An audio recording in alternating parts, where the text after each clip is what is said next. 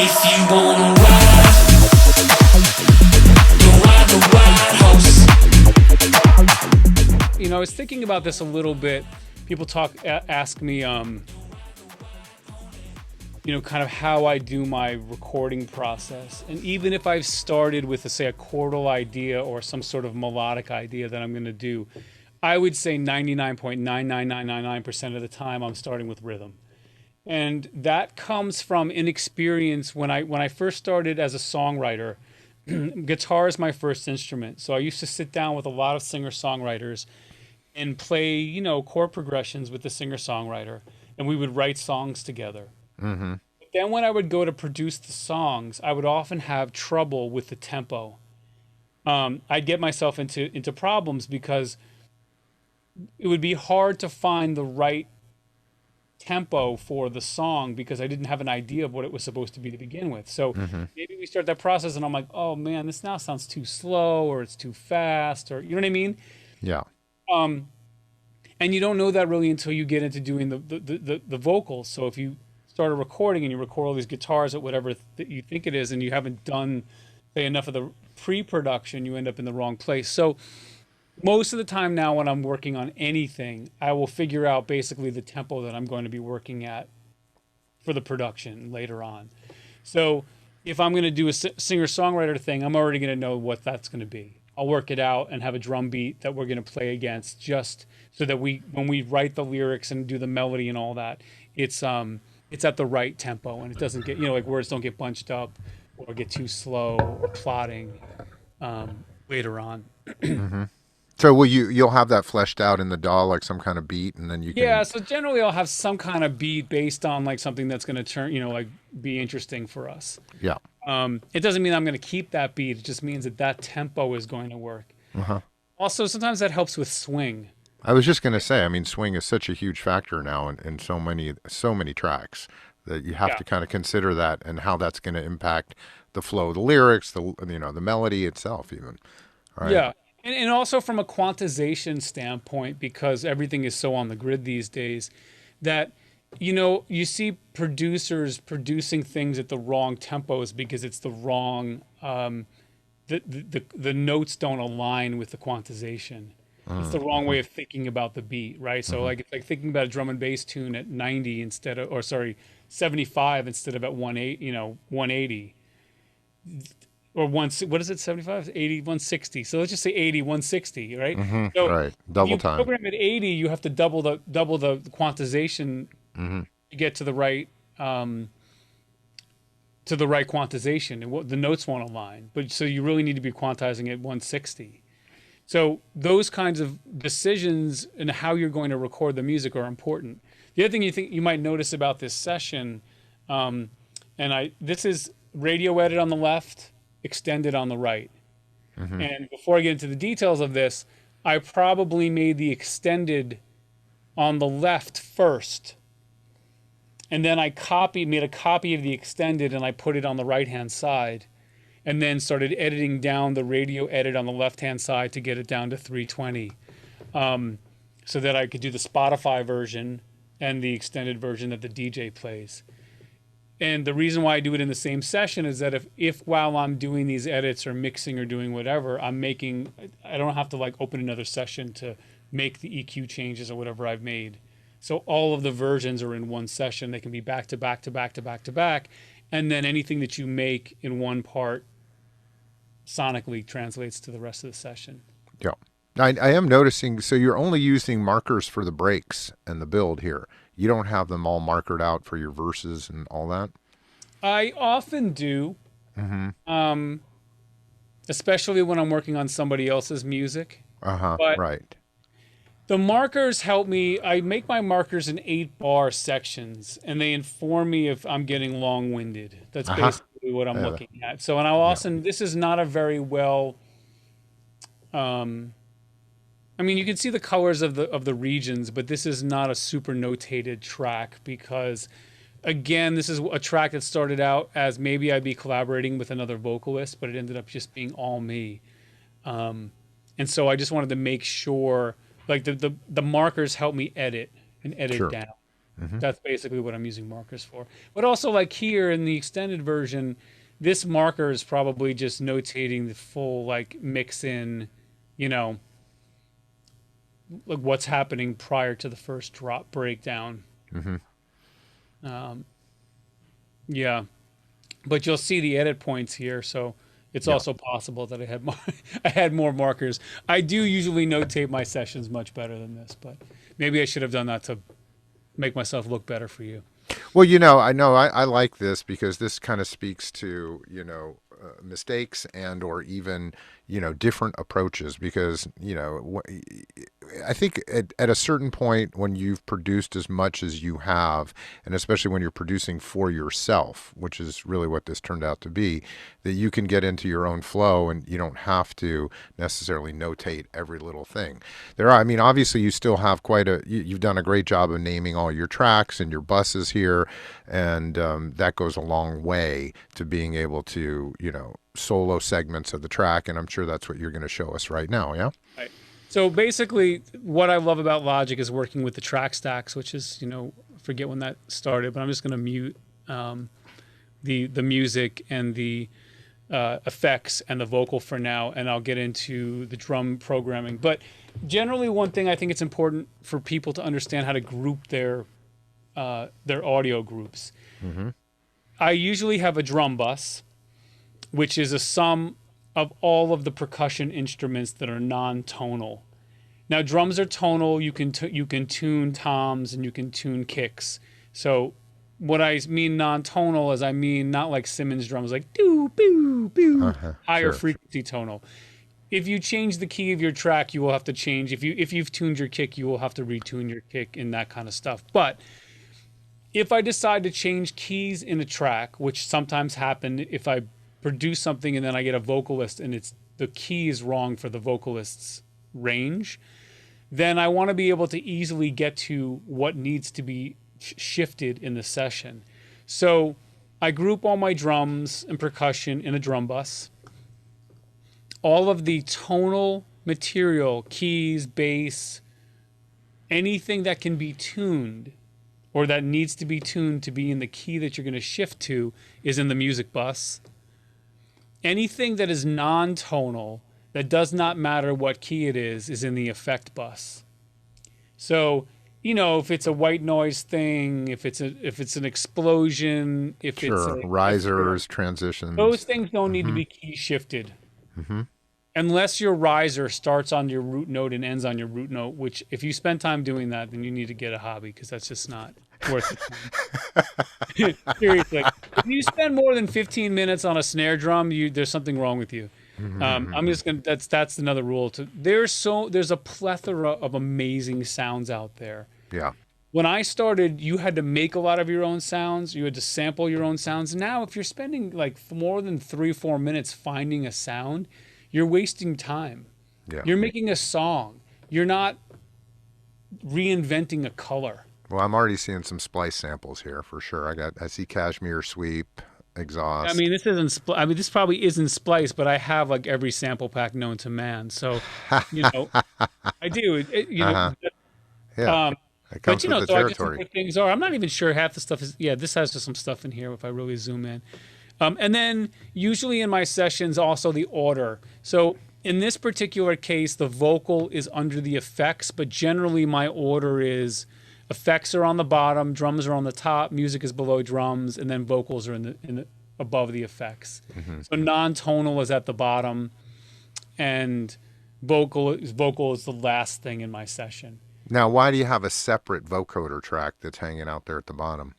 Because this guy probably I didn't want to have coming through the output of the music bus because it's probably filtering on the music bus. Sure. And we can go in and look at the detail. It could also be a mistake. But so everything, like, here's the other thing about the music bus.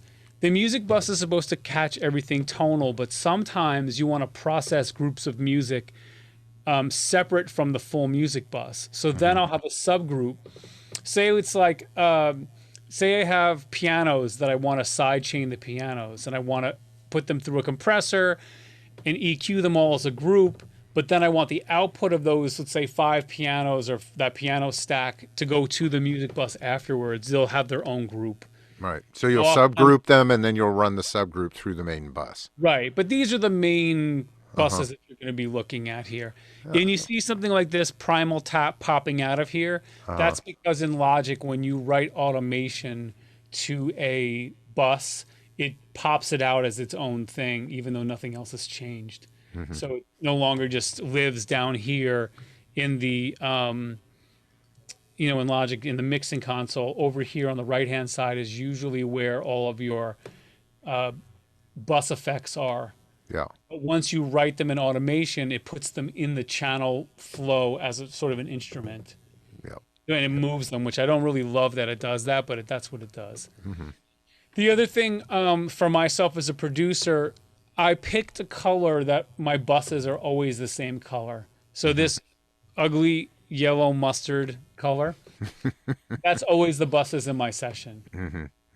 That way I can easily find them. And like if you open them Yeah. up and you look in the mixing console, boom, because I don't really like to select this color. It's not like my favorite color. Right? So, But it's So easy. I- It pops easy. You can see where which are the buses versus the tracks that way. yeah, and I don't know why in Logic they don't have like white as a color, because I would use white for the bus, but they don't. So, and there's no white or black, which just seems counterintuitive to me. So that's one thing with my color. We'll have to send that as a note to our friend Dave Earl, the Logic Ninja over at Apple now. Oh, you have one? Because I've got lots of things. Yeah, well, Dave, former Pyramind producer and mentor and trainer, he's now the product manager for Logic over at Apple. Well, I have a new best friend that you're going to introduce me I to. absolutely will introduce you to Dave. He's fantastic. I'll tell everybody, Yeah. one of my favorite key commands in Logic is the colon key aligns a region with the front of the region where the anchor point is. If you hit colon, it aligns it to the marquee. Yeah. And if you want to align regions like anything, it's very quick to align a group of regions. It's one of my go-to key commands I use all the time. But there's no align right hand or right hand side of region to marquee. Ah, it's only the left-hand side, huh? Only the left hand Yeah, side. that's So the right. only way Yeah. that you can do that is if you go into the file browser and you'll see, let's say if I go here in this guy, let me take a small one. Sorry. If you go here in this view, which most people don't mess with, is that you'll see there is in this region view there'll be an anchor point. How do I get the anchor? Smart tempo anchor. Why is it not showing? Usually there's an anchor right here on the bottom on the left-hand side. I don't know why it's not showing right now. But in order to make it, you can put the anchor wherever, and that is where the region will anchor to. Do you have to look at the track view to see the anchor there? No, it has to be in file view, but Does not have, track. okay. It's not track view. I don't know why. Yeah, it's file view, but I don't know for some reason right now it's coming up, and instead of I don't want to like. Wait, you sure that wasn't the anchor there? I thought I saw it in track view. Anyway, okay. Right there, top left. That's not the anchor you're talking No, about, that's right? the play thing in the new. Yeah. loop. Okay. You Right. can play it from there. Anyway, Okay. so in file view, the anchor is usually down here on the bottom, right here, Yeah. and then you would just slip the anchor to wherever you want the marquee to align to, and if you want to do the left hand side, you move it. I mean, the right hand side, you move it all the way to the right hand side. But yeah, I digress on key command. That's all good. Yeah. All Yeah. right. So generally the way also that I lay out my drums is the kick is usually the first instrument, and then the snare will be the second instrument, even if I program with hi-hats first. That flow is so that at the top of my session, there's always the kick drum. And, I kind of have an order that I do every single time. And there's no rules to that. You can do it any order you want to do it in, but if you should do it the same way that you become accustomed to, because over time, when you do as much music as I do, you want to be able to open a session and know where things are without having to think. So I always know the kick drum is the first item in my sessions, and I always know where my stacks are going to be and all that stuff. So I'm not like, totally guessing every single time I open something up. Sure. And this good housekeeping enables you to build templates. So if I have templates the templates will have, my drum bus, my music bus, my effects bus, my vocal, you know what I mean? Blah, blah, blah. It's Sure. the same way. So I know where everything is. Yeah, yeah. Now I'm noticing here you've got a combination of MIDI and audio. Your kick is a MIDI kick here, right? Yes. So I generally tend to keep my kick in MIDI. I actually keep as much as I possibly can in MIDI until I have to commit something because of either a latency issue or some issue with the programming. And there's one of those in here. The 303, I couldn't figure out how to get the 303 to stop playing. It's kind of like an old school 303. You just press play on it and it goes. It's sunk to your session. Yep, It's not yep. really following just the MIDI. So I couldn't get it to like stop in parts. So I just printed the sections I wanted and edited the audio. So, but the reason I keep the kick in audio, in MIDI is so that if I want to change the kick, I can change it like this. Yeah. I can scroll through. So the way that my drums work, and why I'm super fast with programming, let me give you an idea here. With I have 1 million battery templates. And in my battery templates are kicks and snares from different samples, things that are a lot of them I have the key on them already. So I know what key that I'm starting with, so I can go, plus a half step, plus a whole step in either direction without destroying the sample. But is the key? I mean, is the key is consistent throughout your entire battery configuration, right? Or are you talking about different? Because I see F sharp, I see F, Yeah, I see G sharp. These are in different keys. So I these see, are the I original see. sample key. I just notated them this way so that if I want to, as I'm going through, what's happening? There's a kickstart on here too. I can show you that little trick, but let me put the no latency on. Anyway, so I have these templates with all these different styles of stuff. So if I go under, let's say in Logic, now I do this twice too. This is important for people to understand. I use battery as my drum sampler and my playback instead of using Logic, so that if I take my sound source drive, and let's say I'm going to go work with you, Matt, and you work in Ableton. I'm Greg, but that's okay. I appreciate Sorry, that. Greg. Matt, Greg. Oh, same. Yeah, Matt, Greg, Sorry, yeah. Greg. That's okay. If I go to work with you, Greg, and I don't, and you don't, not working in Logic, Hey, we're working my in Logic Ableton kicks or Pro aren't gonna Tools. work. They're not going to Yeah. work. So what I do is I keep my sound sources in a third-party neutral land, so that I can just take my sound source drive and go collaborate with you at your place. And I have the same version that I have here. So these are all the Logic presets. But I have the same versions in the presets for battery. So they're in the folders with all my samples. So I have duplicate versions of these things in battery alone that can open up in your DAW, not whatever. No, geez, you haven't been thinking about this at all, huh? Nope. No, let's get out of here so you're not seeing two different menus. So then the way I have things organized, claps, kicks, crashes, kicks, blah, blah, blah, blah, blah, right? All the Right. basic stuff here. And if I go into, let's say, my kicks folder, I have them broken down by the sample packs and the sample groups that I have. Lex Luger kicks, Vengeance, Analog, like whatever, blah, blah, blah, blah, blah. And I use basically what I'm using at the time, and I get rid of stuff that I just don't find that sounds good. I take them out of the whatever. So I have this endless, and so I'm able to very quickly find what kick I want to use. Yeah. And I can change it in a second. I can just move the MIDI note and it changes it to another kick, and then I put that kick in tune. Yeah. If you start off with a kick and it's not the right kick, then you often, you have to go through a whole other process. The other thing that I do, and this is in dance music a lot, is I reverse sidechain the tail of a kick to make it work with how I'm going to sidechain the bass. That may seem counterintuitive, but instead of spending time worrying about how long my kick is, I can see the kick length in this Nicky Romero kick plugin, right? And what I'm doing here is I use the opposite of this on my bass. Where's my bass? Find that thing. Tech bass. Did I use it here? Yeah. Okay, so I'm cutting out here.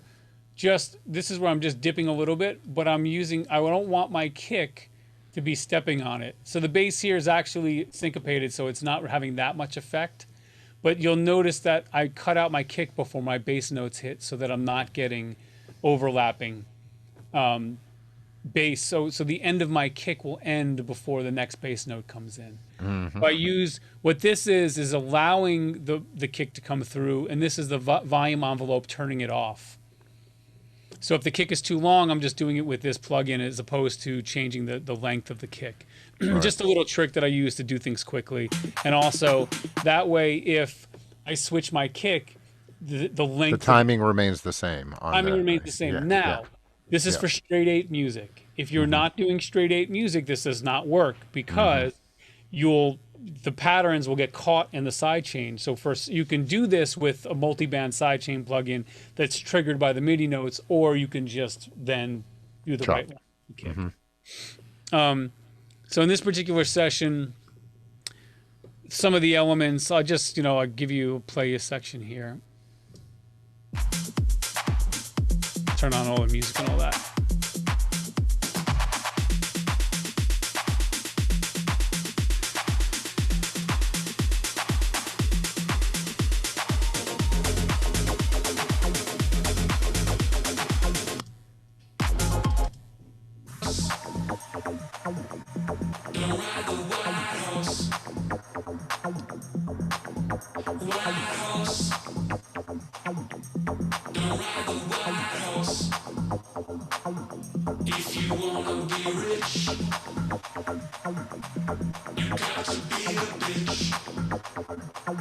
Before we get into that, so that's the breakdown section, and then it builds up, gets to the drop. Let's go to the drop over here.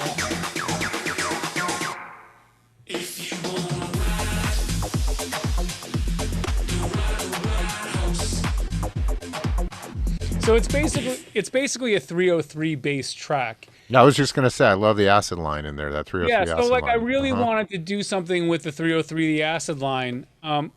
Before I jump over to that, I just want to show you some of the things I do with like breaks. So oftentimes people will be like, do you use loops? And yes, I do use loops. So you'll notice though, a lot of my stuff is just programmed MIDI. I'm just programming constantly, bass notes, program. I do save, I do bounce things such as effects and stuff like that, so that I have them in audio so I can see the start and end point of them. Because you can't see, if you do a sweep, you can't always see when something's going to start and end if it's a trigger, right? So I'll bounce my effects in place. But I tend to try to keep... I tend to try to keep most of the stuff in MIDI so I can make changes up until the final. What controller are you using programming your MIDI data? I'm just using a the complete 49 complete control. Complete control. Yeah, not the one with the big screens on it. The one So you're using keys. Are you using any type of trigger pad or anything like that for your drums? Everything on the keys. Yeah, everything's on the keys. I have a machine micro that I thought I was going to use to do certain programming, and I just never end up using it. The reason is simple: is that I'm so quick to go to the different notes and different. I have so much different stuff on my templates that I want to be able to just get through 1 to 4, really quick. Yeah. And I'm good at programming on the keys. Yeah, and you're mapping at that point too, especially if you're dealing with templates that you've built, right? Yeah, so you're key mapping on them. Makes pretty sense? much. Yeah, I know it and I don't know it, but it's all the same. It's basically, it's easy to all I have to do is drag MIDI notes up and down to change the sound, so it's not that difficult. And I do have other software that I use for, say, live drum programming. I use the XLN Audio Addictive Drums for live drum programming, and that I approach slightly differently because it's not. You want it to sound like real drums. Right. But that's a different animal in itself. But the reason what I was saying here about loops is that I may drag a loop or have a loop that I go to. Like here's one that I created for myself. It's a 16th note swing. Let me go find it. It's not filtered down. With a filter, with a heavy filter. Well, here's the 16th note, right? Yeah. And this is something that I just made and I sampled and then I turned it into an Apple loop because I don't want to have to make this every single time. And I like the feel, and this works on many, many Tech House records that I've made. So I've just made that and saved that to my my personal loops or whatever, and then the rest of this stuff is, like, is programmed. But then if I take, let's say, someone else's loop, where was a loop that I chopped up? We had one there a minute ago. Oh, there it is. So like this thing here, this boxy topper, it might have been an Apple loop. And I'm generally, when I'm using loops, I'm not really worried about all of the loop. I'm like, is there any part of it that gives me something cool? And then I just chop out the parts that I don't like and rearrange it. So this ended up being this.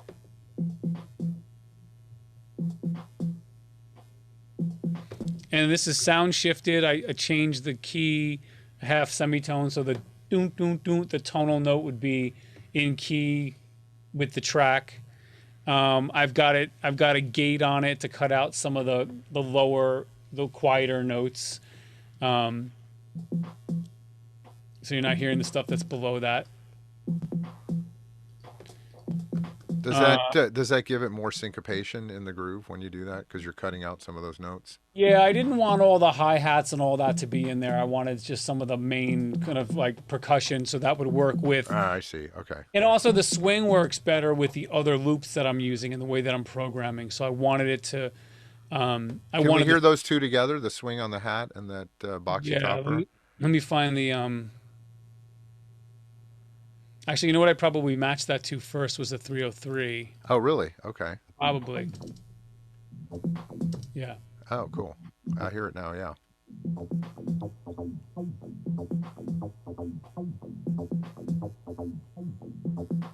Right, so that was the heart probably of what I decided, and then the 16th notes.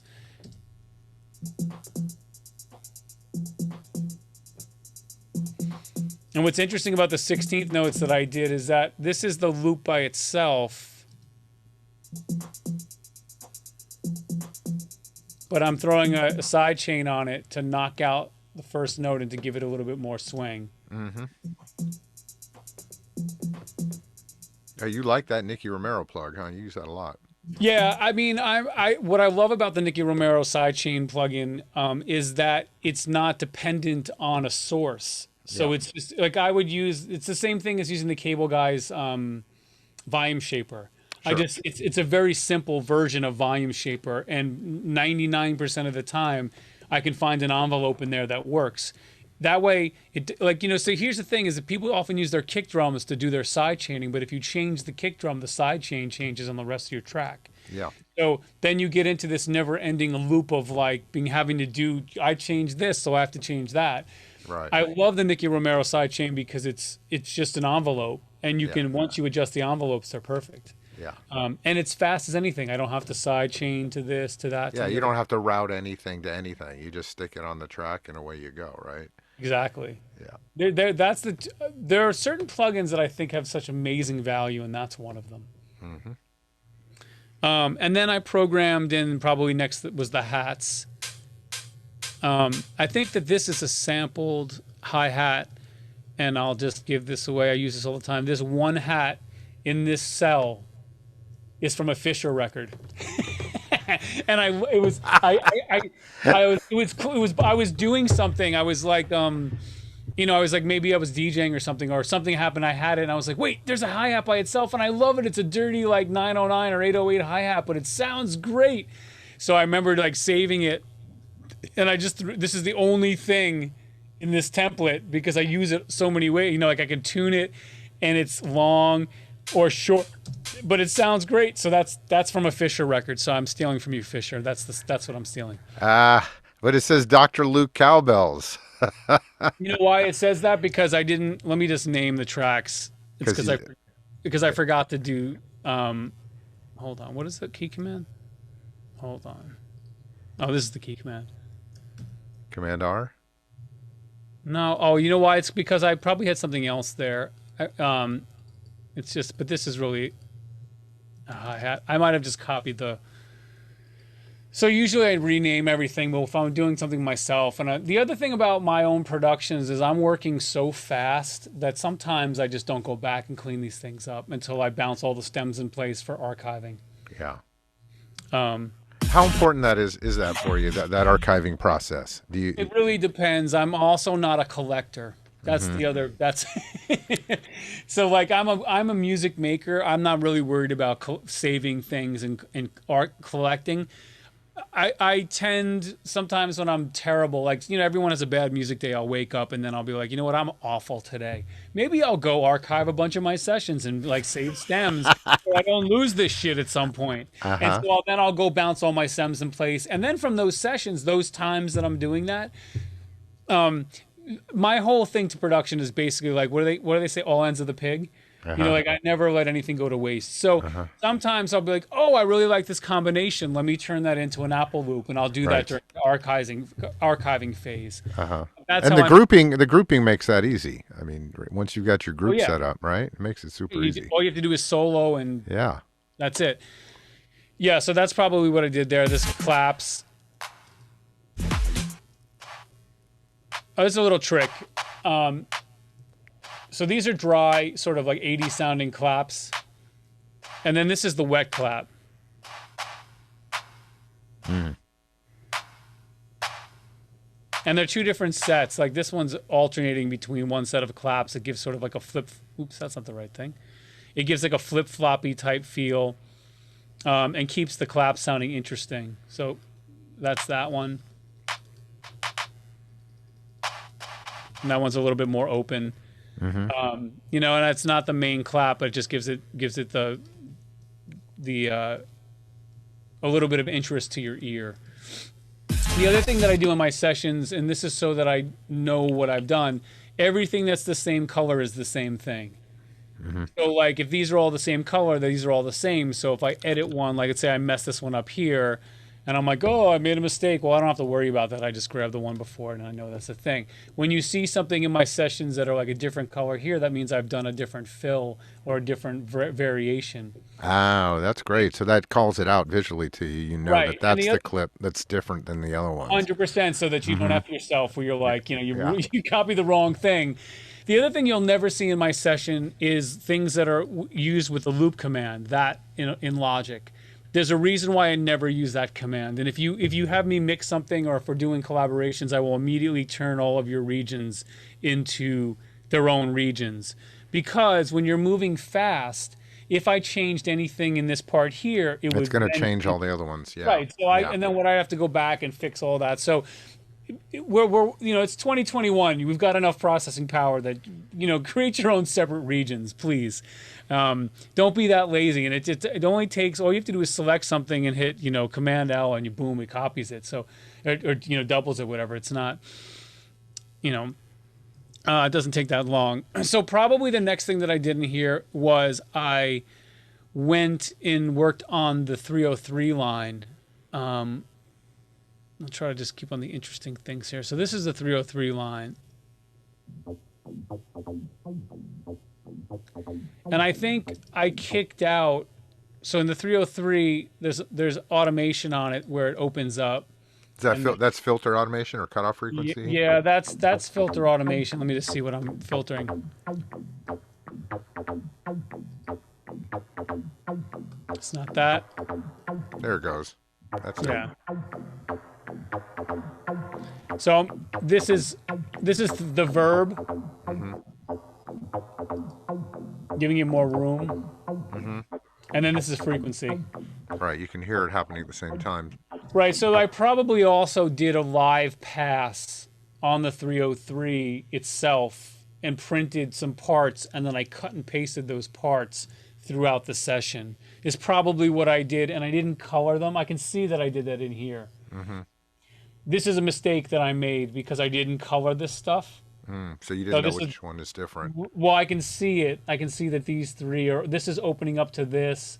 This is the biggest open part. Then it comes back down. This opens up again.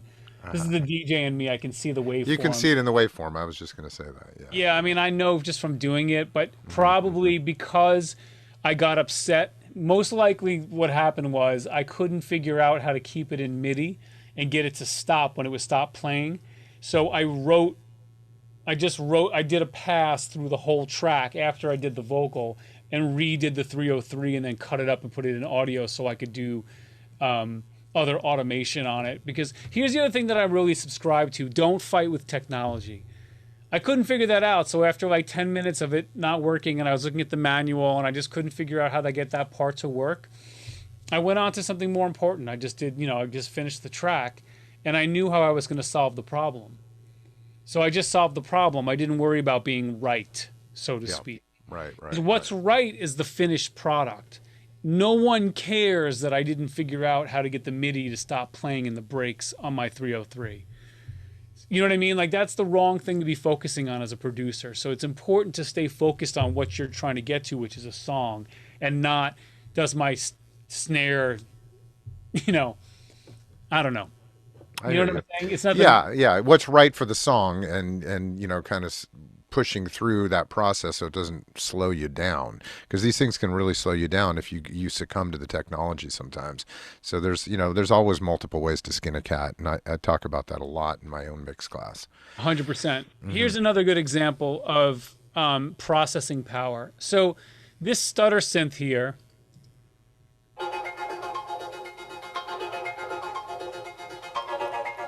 it's got a certain set of plugins here. This channel, sound shifter. I think I have a vintage warming thing on here. On the ozone. Yeah, and a filter freak that's just moving on the sound. But when I get to this other section, I want it to change. And instead of dealing with automation, on this version, I have a slightly different setup that doesn't have the sound shifter on it. And I think I have a kickstart on here instead. Ah, there's the kickstart. Yeah, you can hear it. But this is now an octave down. Yep. So instead of automating all of that nonsense, I just made a copy of the channel, took the sound shifter off on this channel, and added the kickstart. So that took me no time at all. But if I went to automate all of that stuff, it could have taken me. You know what I mean? You get that click when you automate dropping a full full octave down and all that stuff. So Sure. this is a good way of making variation, and you can use this method on a lot of different stuff. Make a copy of a synth that works in your session, copy that synth to another channel, and then make a different, vary that synth on that channel, and then the texture will match with the synth before it, but you may have made changes that give it a different feel. Yep. So you're getting the same. Right. Yeah. And in this case, the kickstart's giving it that different feel here. You're And getting also that the envelope octave. shaping, Right. and of course the octave. Yeah. Right. And Changing then I'm the also timbre. filtering this, I think, a little bit differently. This one's rolled off. This one's a higher frequency, so I didn't have it rolled off. But here you'll see I've got a filter sweep happening on the beginning of the song, and it happens here, and then later on it happens again. So Great. Show us your vocal processing now, because we're right. we're going long here, and I don't want to keep you all afternoon. I know you got some important mix sessions to get to here, but this is awesome. Really enjoying this with you. all right, so let's just deal with my shitty vocal.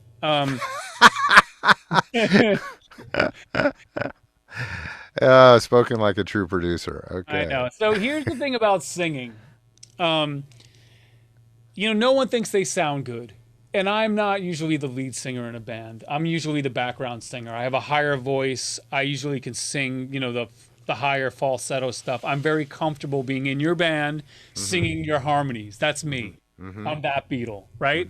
But sometimes, it's in the right key for you, and you should just, Busta Rhymes ended up singing that song, baby, if you do it for me, I do it for you, blah, blah, blah, blah, blah, that song he did with Mariah Carey. And the only reason he's on that track singing is because she was like, you sound good. Why am I going to have someone else sing this?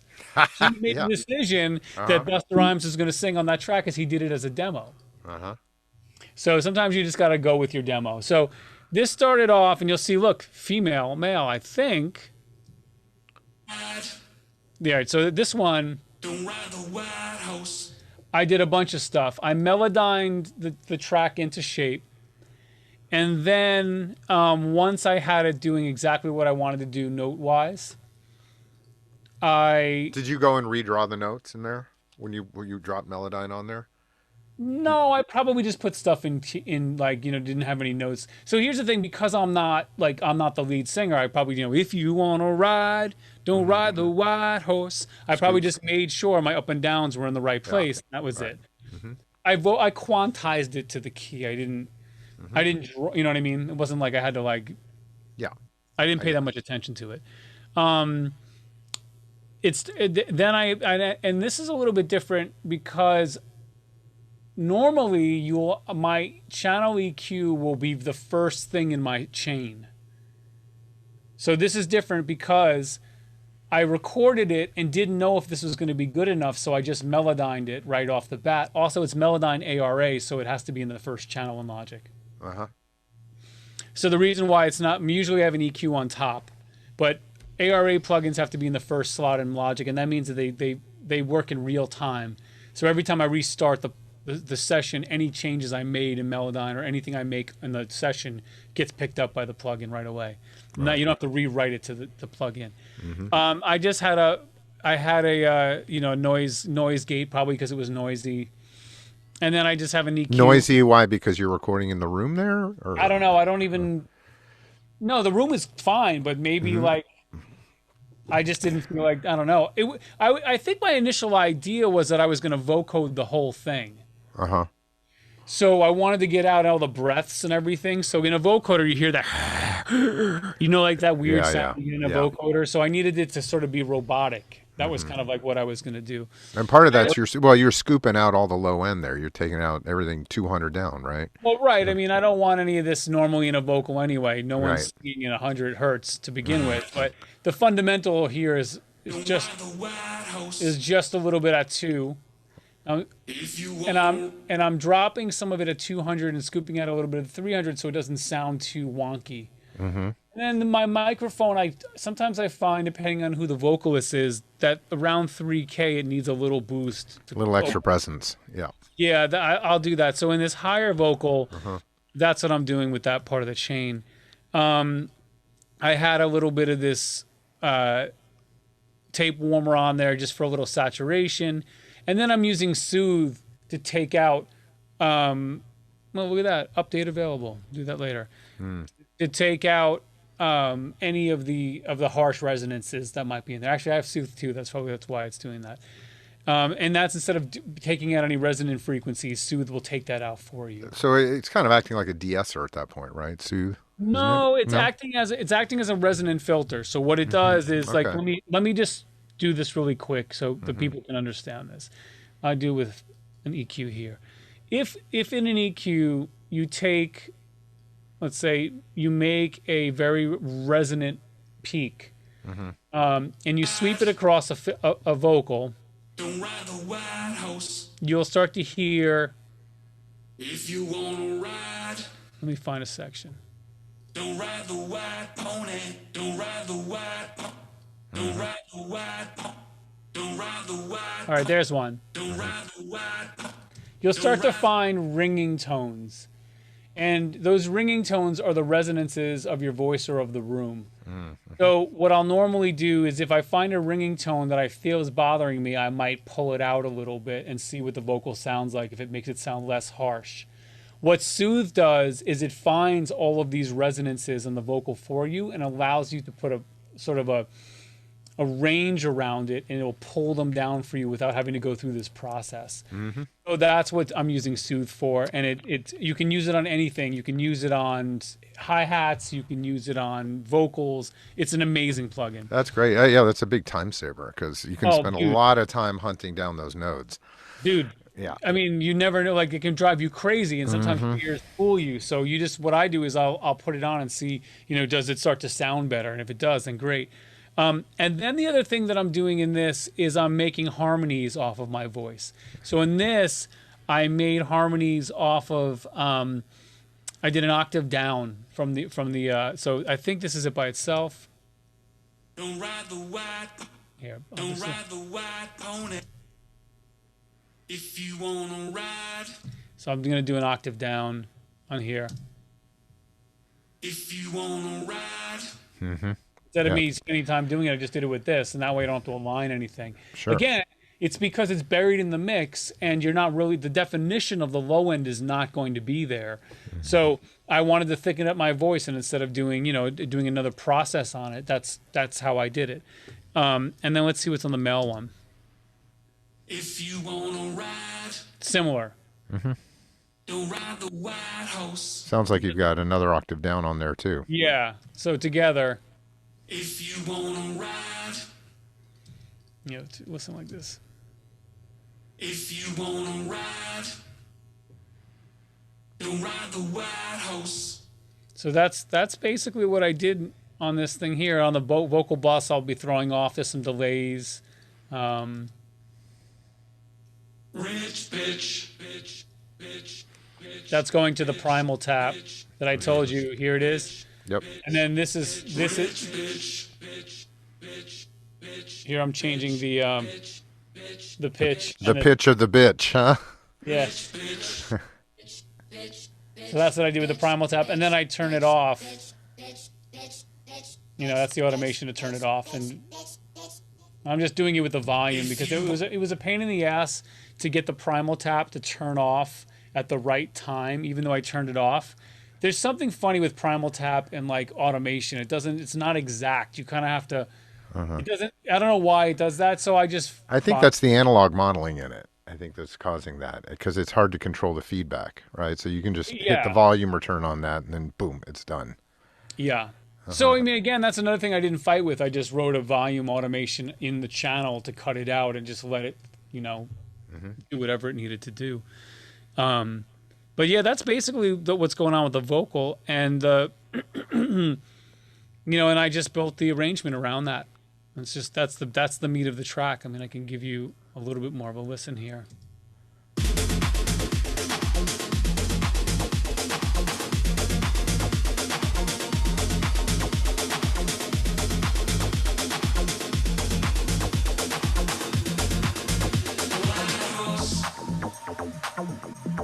Ride the White House. White House. 303. Yep. The White House. If you wanna be rich, you got to be a bitch. If you wanna be rich, you got to be a bitch. Sending more reverb here. Rich bitch. Rich bitch. There's the primal tap. Yep.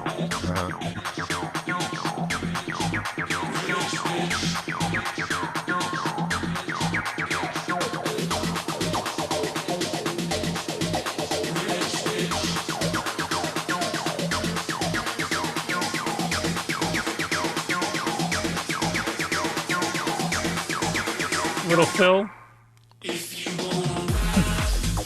Nice. Awesome. Now this came out as a single with the extended play. And what label did this come out on? And on Whole Story, there's a group of labels that my management are associated with: Whole Story, Insurgent Music, Whole Story Lab. There's a whole mess of labels. And so between releases that I do on other people's labels, I have a group of labels that I can release on to fill in my release schedule at any time I basically want. So it's good to have those relationships with labels that will support your music on a regular. So and all of your releases, no matter what label they come out on, will still come out under your artist name as Ming on Spotify or any of the major services, right? Yes. I mean, I have a lot of pseudonyms, but are some of those ghost pseudonyms, or some of them are ghost pseudonyms? Some of them are just other all right. So let me give you an example of one. I'm not going to tell you the name because I still use this name. I have a pseudonym. I had a group of managers that I have managers in different territories, and I do productions for people in different territories. And this one group of managers was giving me this, "You don't do that type of music," feedback, so I couldn't produce for this group of artists that I wanted to produce for.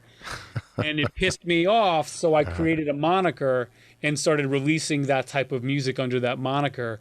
And I had another manager feed that music to that other group of managers to be like, "Yo, check out this new artist, this shit's amazing." And they were loving on it, and then That's genius. and that manager went back to them and said, "Listen here, motherfuckers, this is Ming." Him.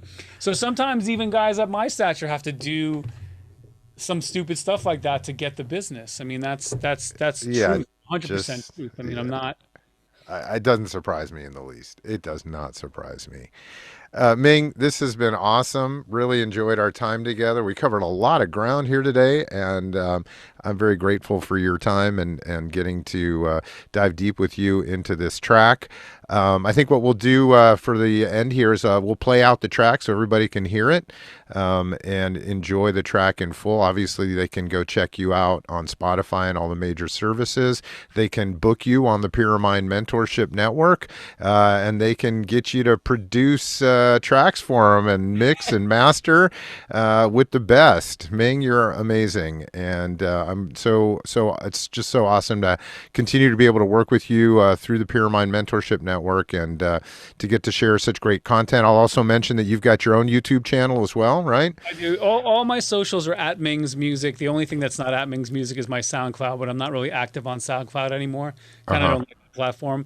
But yes, I do have I'm doing a audio quick tips series on my YouTube channel. It's youtube.com/Ming's Music. And we'll be sharing some of that content on the Pyramind channel as well. 100%, and I'll be doing some content for Pyramind as well.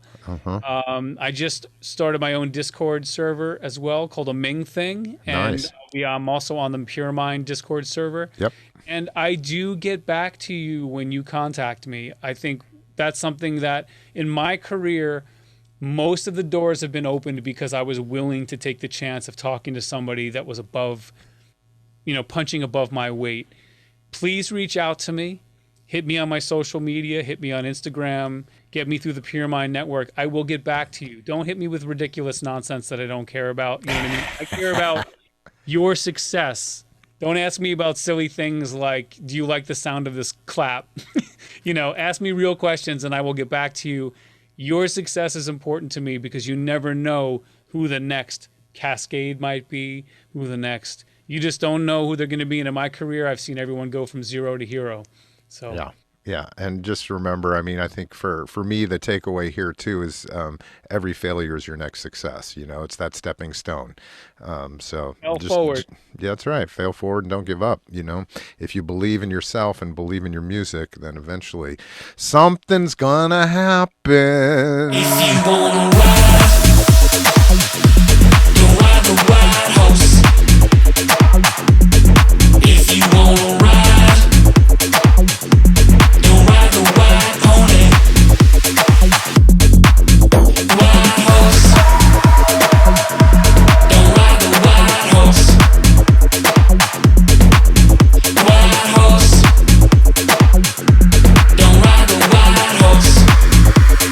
If you're an aspiring music producer and ready to evolve your sound, find out more about our San Francisco Ground Campus, online classes, and one-on-one mentorships at pyramind.com.